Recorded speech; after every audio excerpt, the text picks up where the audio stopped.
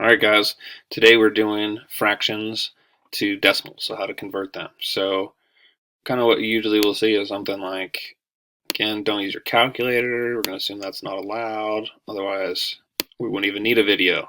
Just type in 1 divided by 40, what does that equal?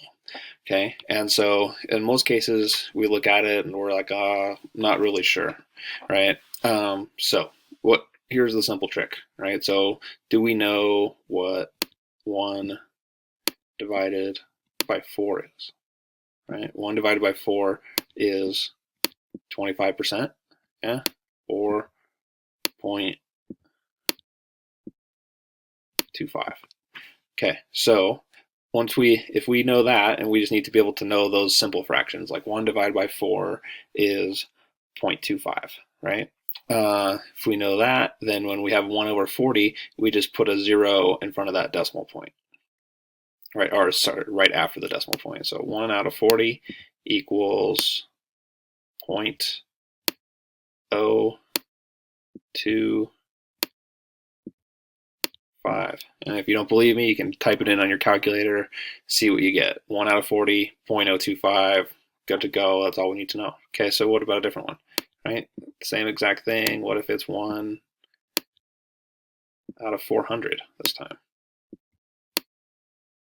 Okay, and so if it's 1 out of 400, then it's just one more 0, right? So 1 out of 40 was 0.025. 1 out of 400 is 0.0025. Okay, and you can play around with a bunch of these and get the right answer. If you want to nut one more, like, what do we want? What about 1 out of 500? All right, they're all going to be, so 1/5 is 0.2. Okay, so we need to know those basic fractions, right, and get used to those probably all the way up to, just about anything out of 10. So 1 out of 5 equals 0.2. Okay, so if that's 0.2, that would mean 1 out of 50 is 0.02, and 1 out of 500 is 0.002. Okay, and that's really all you got to know to be able to solve those types of problems. Pretty straightforward.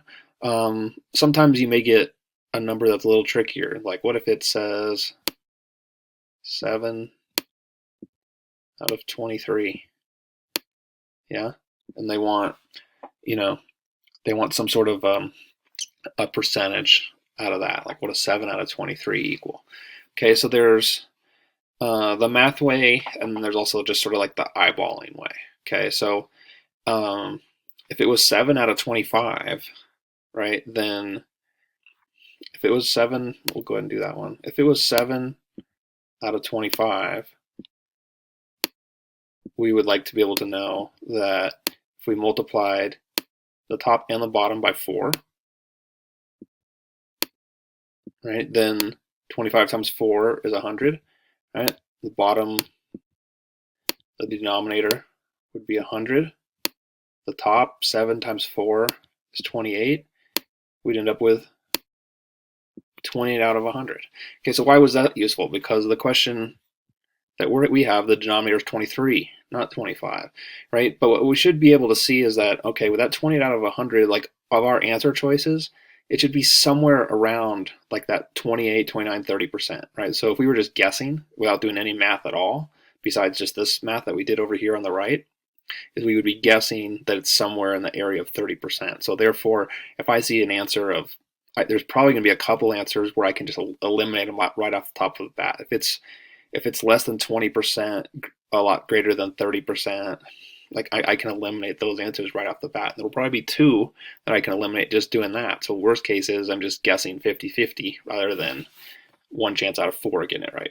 Okay, so, but if we want to do it the math way, right, which is important to know how to do, we would say 7 out of 23 equals some number that we don't know, which we're going to call x, out of 100, right? That's what we're always trying to get. If we're trying to get a percentage, it's some number out of 100.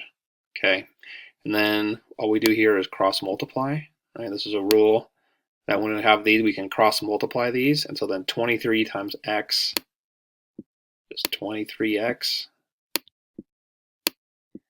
100 times 7 is 700. Okay, and you would divide each of these by 23, so we can get the x by itself.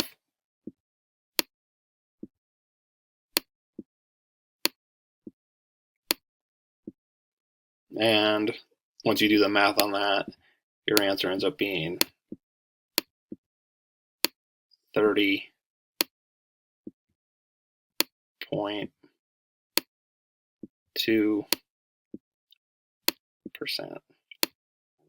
right?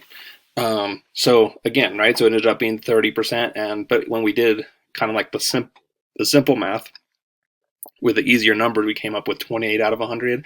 And so just knowing, right, that this number was going to be like a little bit greater than the 28, because 7 out of 23 is a little bit bigger than 7 out of 25. It's going to be like a little bit bigger fraction or decimal when we multiply it out. So this is a good way of just trying to be able to estimate what the answer is, and then perhaps there will only be one answer that was anywhere close to 30%, and you didn't even have to do the math. Anyway, it's a good way to go about doing these. Hopefully this helps, and this has been Fractions to Decimals.